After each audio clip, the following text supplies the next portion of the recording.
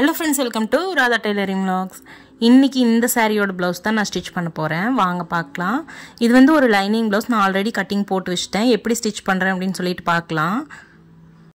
Back side தவிர அப்புறம் எல்லா பீஸுமே பார்த்தீங்கன்னா ரெண்டு ரெண்டாக இருக்கும். பட்டி ரெண்டு, கை ரெண்டு, அதே மாதிரி ஃப்ரண்ட் பீஸும் ரெண்டு தான் இருக்கும். பேக் மட்டும்தான் ஒன்று இருக்கும். ஸோ எனக்கு வந்து கிளாத் மெயின் மெட்டீரியல் வந்து ஒரு சிலது கொஞ்சமாக இருக்கும்போது பத்தாமல் இருக்கும்ல. ஸோ பேக் பீஸை நெக்ஸ்ட் ஸ்டிச் பண்ணிவிட்டு அந்த மெட்டீரியலை எடுத்து பட்டிக்கு அட்ஜஸ்ட் பண்ணிக்கணும் அப்படிங்கிற மாதிரி இருக்கும்போது பேக் பீஸை ஃபஸ்ட்டு ஸ்டிச் பண்ணிடுவேன். பட் இல்லை அப்படின்னா பட்டி அப்புறமா கை அந்த மாதிரி ஸ்டிச் பண்ணுவேன். ரெண்டு பீஸ் ஸ்டிச் பண்ணும்போது நமக்கு நிறைய வேலை டக்குன்னு முடிஞ்ச மாதிரி இருக்கும். ஏன்னா டெய்லியும் ஒரு ப்ளவுஸ் 2 ப்ளவுஸ் தான் ஸ்டிச் பண்ண போகிறோம். ஸோ அதனால் என்ன பண்ணுவேன் அப்படின்னா இந்த மாதிரி 2 பீஸை ஸ்டிச் பண்ணி வச்சுட்டு அதுக்கப்புறமா எந்திரிச்சு போய் அப்படியே ரிலாக்ஸ் பண்ணிவிட்டு வீட்டு வேலையை அப்படியே ஜாலியாக பார்த்துட்டு மறுபடியும் 2 பீஸ், அதாவது ஃப்ரண்ட் பீஸு இல்லைன்னா பேக் எது முடிக்கணும்னா ஏதாவது 1-2 முடிச்சு வச்சுட்டு போயிடுவேன். அப்போ பார்க்கும்போது ரொம்ப ஜாலியாக வேலை செய்கிற மாதிரி இருக்கும். ஸோ அதனால் பார்த்தீங்கன்னா ஃபஸ்ட்டு பட்டியை ஃபினிஷ் பண்ணிவிட்டேன். அதுக்கப்புறமா கை வந்து லைனிங் மட்டும் ஜாயின் பண்ண வேண்டி இருந்துச்சு, ஜாயினிங் வேலை இருந்துச்சு. ஸோ அதை மட்டும் ஃபினிஷ் பண்ணிவிட்டு ஸ்லீவையும் ஃபினிஷ் பண்ணி வச்சிடலாம் அப்படின்னு சொல்லிட்டு ஸ்லீவையும் ஃபினிஷ் பண்ணிவிட்டேன். ஃபஸ்ட்டு உட்காரும்போது எப்போயுமே நான் அப்படி தான் உட்காருவேன்.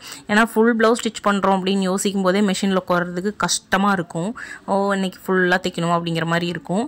அதனால் என்ன பண்ணுவேன் அப்படின்னா சின்ன பீஸ் தானே பட்டி, ஸோ அதை ஃபஸ்ட்டு எடுத்துக்கலாம் அப்படின்னு சொல்லிட்டு ஃபஸ்ட்டு பட்டியை மட்டும் ஃபினிஷ் பண்ணி வச்சுட்டு நம்ம அக்கட்ட எந்திரிக்கிறோம், வேறு ஏதாவது வேலை செய்கிறோம் அப்படின்னு யோசிப்பேன்.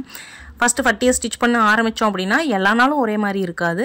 பட்டு ஃபஸ்ட்டு பட்டியை ஸ்டிச் பண்ணணும் அப்படின்னு மிஷின்கிட்ட உட்காந்துட்டோம் அப்படின்னா அதுக்கப்புறமா சரி ஸ்லீவை மட்டும் ஃபினிஷ் பண்ணி வச்சுட்டு போயிடலாம் அப்படின்னு சொல்லி தோணும் சம்டைம்ஸ்.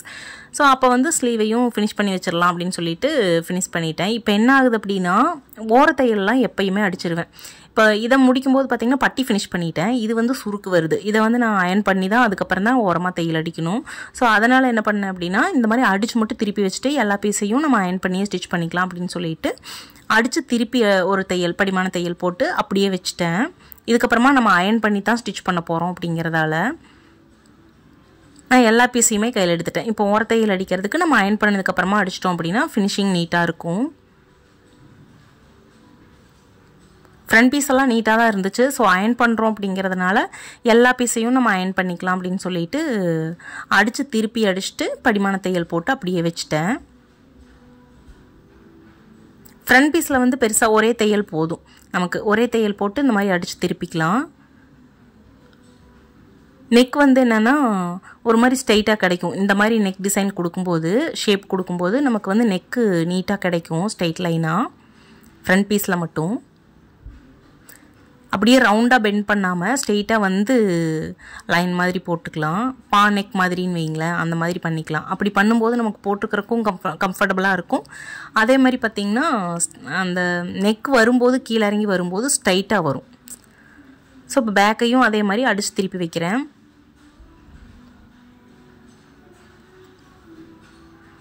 ஃப்ரண்ட் பீஸில் வந்து பார்த்திங்கன்னா ஒரே ஒரு ஸ்டிச் தான் பண்ணியிருந்தோம் நெக்கில். ஆனால் பேக்கில் வந்து அப்படி கிடையாது. இது காட்டன் அப்படிங்கிறதுனால சீக்கிரமாக கிளியறதுக்கு வாய்ப்பு இருக்குது. ரொம்ப டைட்டாகலாம் ப்ளவுஸ் வேர் பண்ணுறோம் அப்படின்னா கிளியறதுக்கு வாய்ப்பு இருக்குது. ஸோ அதனால் என்னென்னா இப்போ ஒரு தையல் மட்டும் அடிச்சுட்டு இந்த மாதிரி கட் பண்ணி எடுத்துக்கிறேன். அதுக்கப்புறமா பார்த்திங்கன்னா அந்த தையல் மேலேயே கொஞ்சம் கூட விலகாமல் அந்த தையல் மேலேயே போடணும்.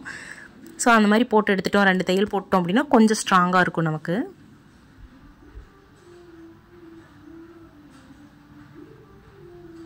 பேக் பீஸ்லேயுமே கொஞ்சம் சுருக்கு இருந்துச்சு.